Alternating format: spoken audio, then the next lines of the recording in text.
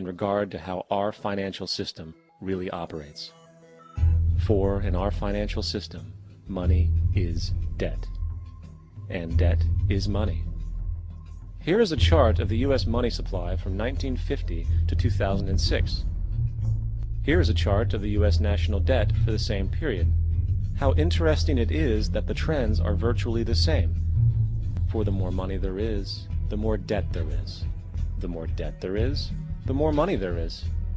To put it a different way, every single dollar in your wallet is owed to somebody by somebody. For remember, the only way the money can come into existence is from loans. Therefore, if everyone in the country were able to pay off all debts, including the government, there would not be $1 in circulation.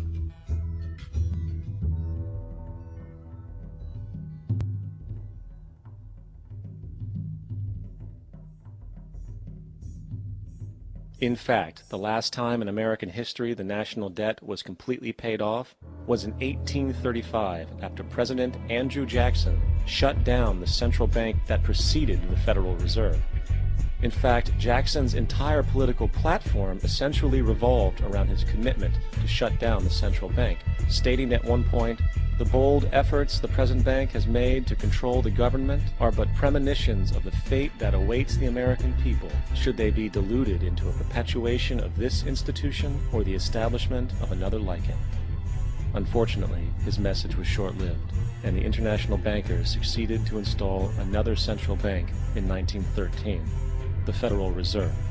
And as long as this institution exists, perpetual debt is guaranteed. Now, so far we have discussed the reality that money is created out of debt, through loans. These loans are based on a bank's reserves, and reserves are derived from deposits. And through this fractional reserve system, any one deposit can create 9 times its original value, in turn debasing the existing money supply, raising prices in society. And since all this money is created out of debt, and circulated randomly through commerce, people become detached from their original debt, and a disequilibrium exists, where people are forced to compete for labor in order to pull enough money out of the money supply to cover their costs of living. As dysfunctional and backwards as all of this might seem, there is still one thing we have omitted from this equation. And it is this element of the structure which reveals the truly fraudulent nature of the system itself: the application of interest. When the government borrows money from the Fed, or when a person borrows money from a bank, it almost always has to be paid back with accrued interest. In other words, almost every single dollar that exists must be eventually returned to a bank with interest paid as well.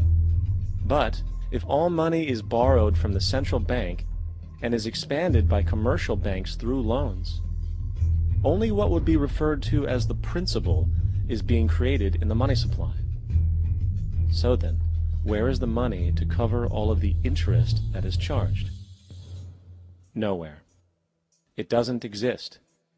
The ramifications of this are staggering, for the amount of money owed back to the banks will always exceed the amount of money that is available in circulation. This is why inflation is a constant in the economy, for new money is always needed to help cover the perpetual deficit built into the system, caused by the need to pay the interest.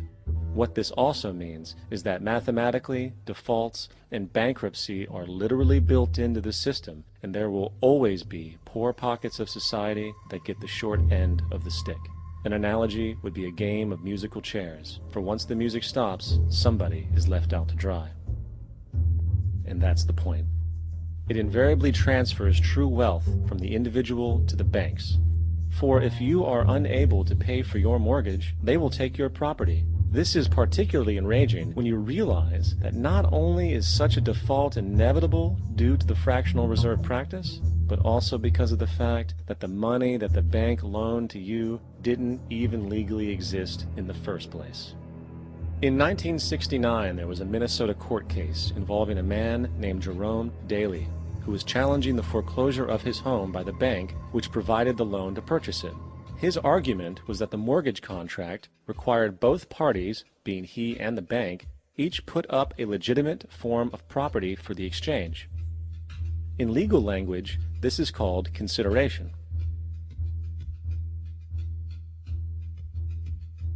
Mr. Daly explained that the money was, in fact, not the property of the bank, for it was created out of nothing as soon as the loan agreement was signed. Remember what modern money mechanics stated about loans? What they do when they make loans is to accept promissory notes in exchange for credits. Reserves are unchanged by the loan transactions, but deposit credits constitute new additions to the total deposits of the banking system. In other words, the money doesn't come out of their existing assets. The bank is simply inventing it, putting up nothing of its own, except for a theoretical liability on paper. As the court case progressed, the bank's president, Mr. Morgan, took the stand, and in the judge's personal memorandum, he recalled that the plaintiff, bank's president, admitted that, in combination with the Federal Reserve Bank, did create the money and credit upon its books by bookkeeping entry. The money and credit first came into existence when they created it. Mr. Morgan admitted that no United States law or statute existed which gave him the right to do this.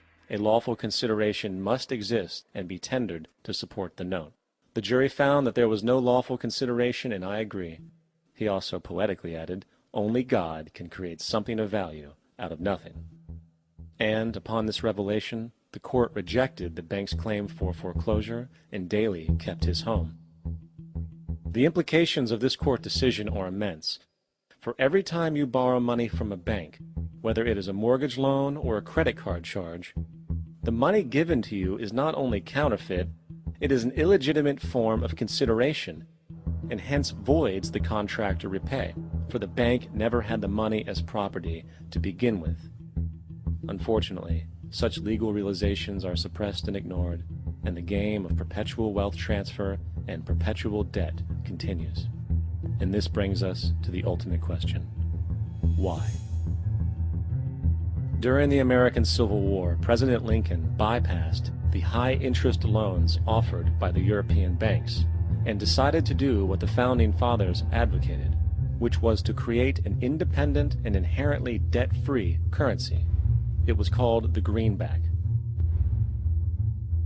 Shortly after this measure was taken, an internal document circulated between private British and American banking interests stated, "Slavery is but the owning of labor, and carries with it the care of laborers, while the European plan is that capital shall control labor by controlling wages.